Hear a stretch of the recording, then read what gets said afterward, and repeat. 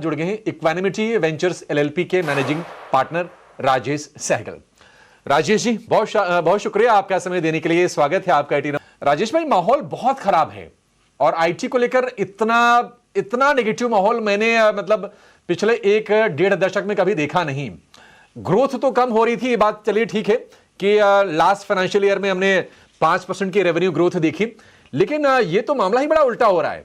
आप कैसे रीड कर रहे हैं सर? क्योंकि मुझे पूरा विश्वास है कि बहुत सारे लोग आपको फोन करके मैसेज करके पूछ रहे होंगे आईटी के बारे में।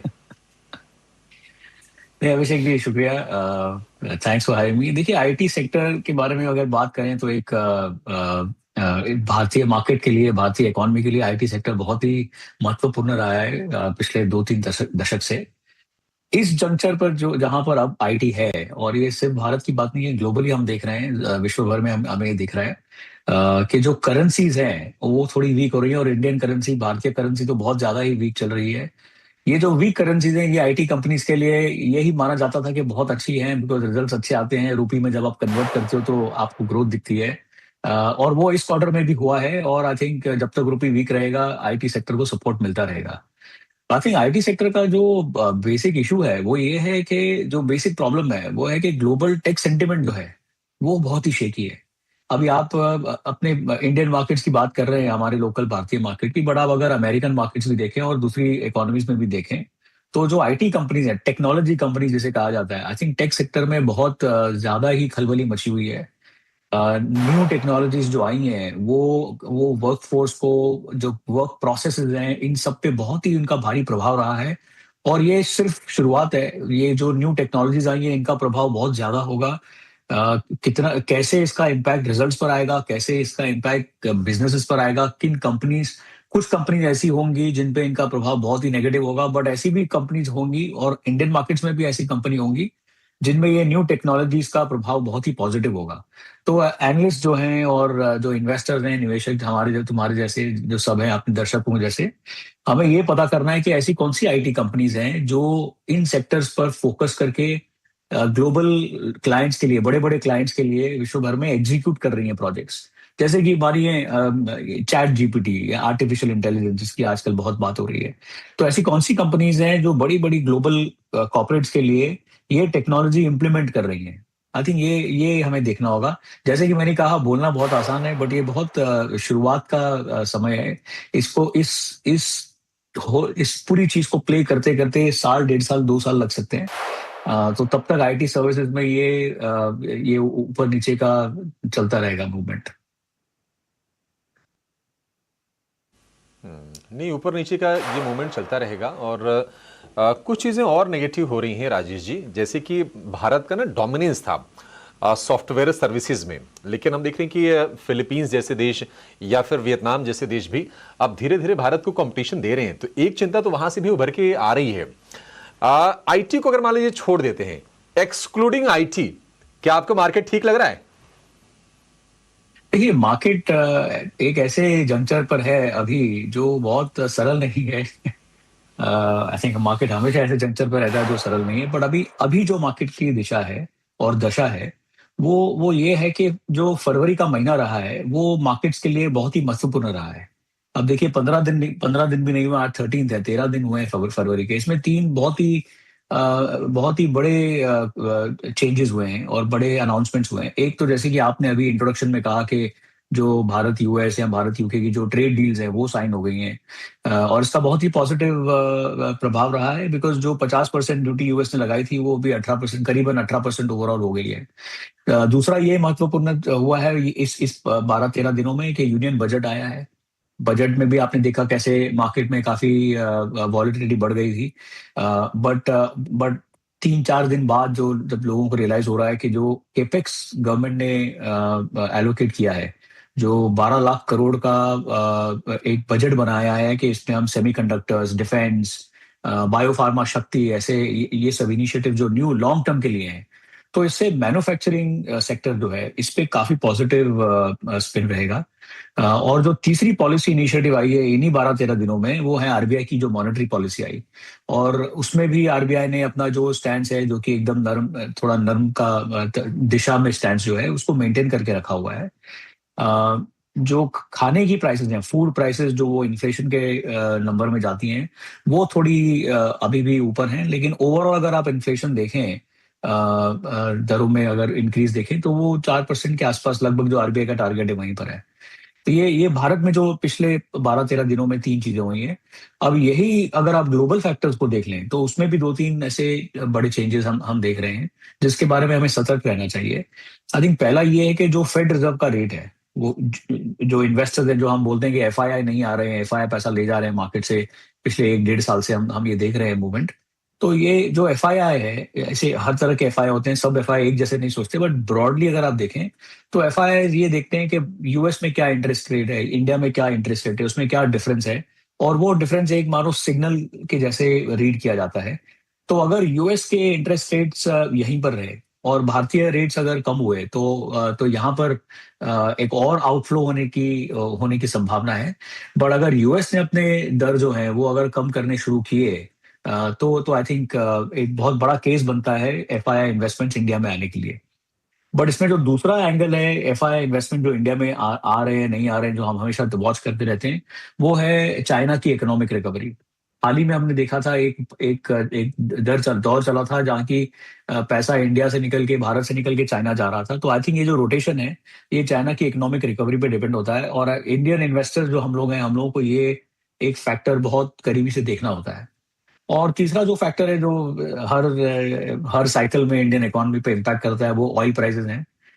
तेल के दर, बिकॉज हमारे इकोनॉमी में करीबन 85% तेल इंपोर्ट होता है, तो उसकी जो प्राइसेस हैं वो बहुत ही इंपॉर्टेंट हो जाती हैं।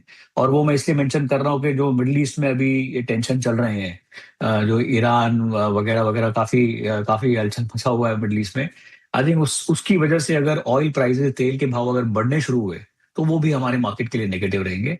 बट आई थिंक ये ओवरऑल अगर आप मुझसे पूछें, तो मार्केट में बहुत ज्यादा नेगेटिविटी सिलेक्टिव सेक्टर्स में दिख रही है, सिलेक्टिव स्टॉक्स में दिख रही हैं, जो पिछले हमने 3 सितंबर 24 के पहले से जो 3 साल 4 साल थे, उसमें हमने ये देखा कि जब एक ये लहर आती है तो सब कुछ बढ़ जाता है।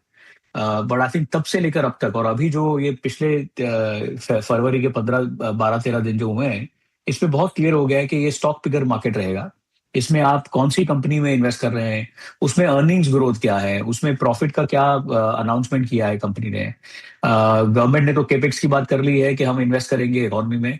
क्या प्राइवेट सेक्टर उस केपेक्स को सपोर्ट करता है, और कौन सी कंपनीज वो उस केपेक्स को सपोर्ट कर रही है। आई थिंक ये फैक्टर्स होंगे जो अगले 3-6 महीने का आपको इन्वेस्टमेंट स्ट्रेटेजी आपको फर्म करने के लिए मदद करेंगे।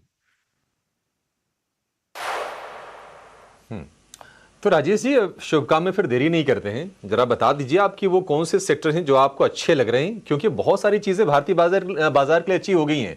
हमारे मैक्रोज अच्छे हैं, वैल्यूएशन गैप जो एशियन पीयर या फिर अमेरिका के साथ था वो भी काफी हद तक ब्रिज हो गया है, एफआईज भी आ रहे हैं। तो यहां पर अब कौन से सेक्टर्स को लेकर बुलिश होना है? देखिए,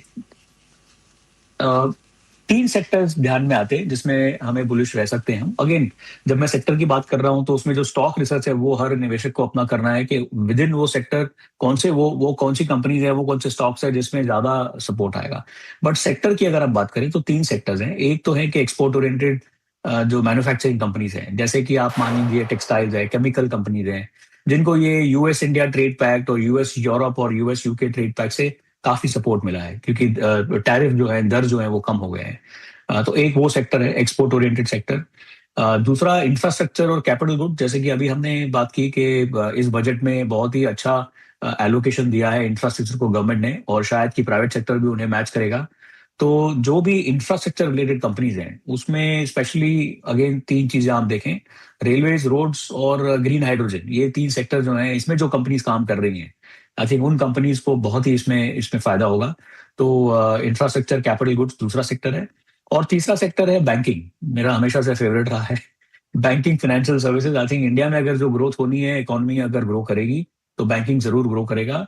और जो पिछले साल 125 बेसिस पॉइंट जो इंटरेस्ट रेट में कटौती की थी आरबीआई ने, आई थिंक उसका जो पॉजिटिव इफेक्ट है वो इकोनॉमी में ट्रिकल डाउन होने के लिए समय लगता है, बट अभी हम देखेंगे और देख रहे हैं, जैसे कि आपने एसबीआई के रिजल्ट देखे, अभी हम देख रहे हैं कि नेट इंटरेस्ट मार्जिन जो है बैंक्स के वो बढ़ रहे हैं, क्रेडिट ग्रोथ जो है वो ग्रो हो रही है, क्रेडिट जो है वो ग्रो हो रहा है।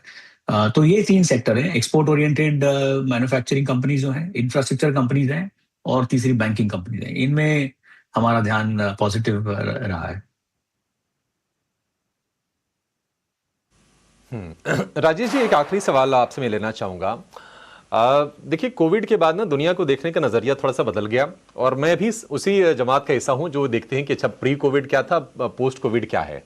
तो पोस्ट कोविड हमने देखा कि नए निवेशक भी आए जिनकी माइंडसेट बिल्कुल अलग थी, नए एसेट क्लास उन्होंने प्रेफर किए। हमने देखा कि वो इंटरनेशनल एक्सपोजर लेने लगे, क्रिप्टोज पर बहुत बुलिश हुए, नए सेक्टर्स इमर्ज हुए, ईवी हो गया, सोलार हो गया, प्लेटफॉर्म वाली कंपनीज हो गई जहां पर ग्रोथ ज्यादा मिली। तो और उनकी जो एस्पिरेशंस है वो कहीं ज्यादा हाई हैं। तो ऐसे लोगों के लिए कोई नया एसेट क्लास, कोई नया सेक्टर जो इमर्जिंग हो, कहां पर आप दांव लगाने की सलाह देंगे? है सर, है। ऐसे लोगों के लिए देखिए, आपने सही कहा कि प्री कोविड और पोस्ट कोविड दुनिया बहुत ही अलग है, बहुत बदलाव आया है। आप देखें तो कोविड के पहले, हमने एक बार पहले भी इस पे चर्चा की है आपके साथ, कोविड के पहले एक रफली 3 करोड़ डीमैट अकाउंट थे भारत में। कोविड के बाद से अभी तक अगर आप देखें तो एक 20-22 करोड़ डीमैट अकाउंट हो गए। तो ये जो 18 करोड़ लोग नए डीमैट अकाउंट नए खुले हैं, तो ऐसे माना जाए कि 18 करोड़ नए निवेशक मार्केट में आए हैं। आई थिंक ये मार्केट में पहली बार इन्होंने एंट्री ली है और पहली बार इनको एक्सपीरियंस हुआ है इन्वेस्टमेंट का। और आई थिंक पिछले 1.5 साल में उनको पहली बार ये एहसास हुआ है कि मार्केट नीचे भी आता है, क्योंकि पहले 2-3 साल तो सबको लग रहा था कि मार्केट एक ही दिशा में जाता है, बट ऐसा नहीं है, मार्केट नीचे भी आता है, साइकिल है। आई थिंक इन लोगों के लिए जो न्यू सेक्टर है, और मैं ये मजाक में नहीं कह रहा, इन लोगों के जो न्यू सेक्टर है वो हमारे लिए पुराने सेक्टर्स हैं। तो आई थिंक इन लोगों को, न्यू जो इन्वेस्टर्स हैं, इनको बैंकिंग को देखना होगा, इनको इंफ्रास्ट्रक्चर को देखना होगा, अगर उन्हें इन्वेस्टमेंट के लिए एक पोर्टफोलियो बनाना है तो।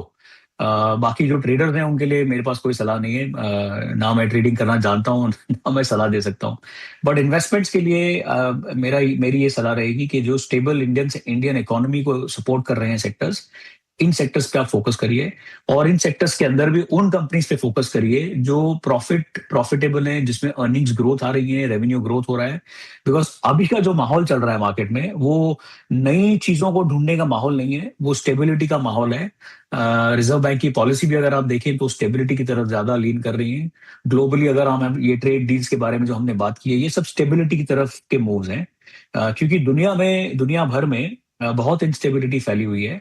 वो सेक्टर्स, वो कंपनीज जो ये इंस्टेबिलिटी से दूर जाकर स्टेबिलिटी प्रोवाइड कर रही है, आई थिंक ये इन कंपनीज का, इन सेक्टर्स का अगला 1.5-2 साल रहेगा।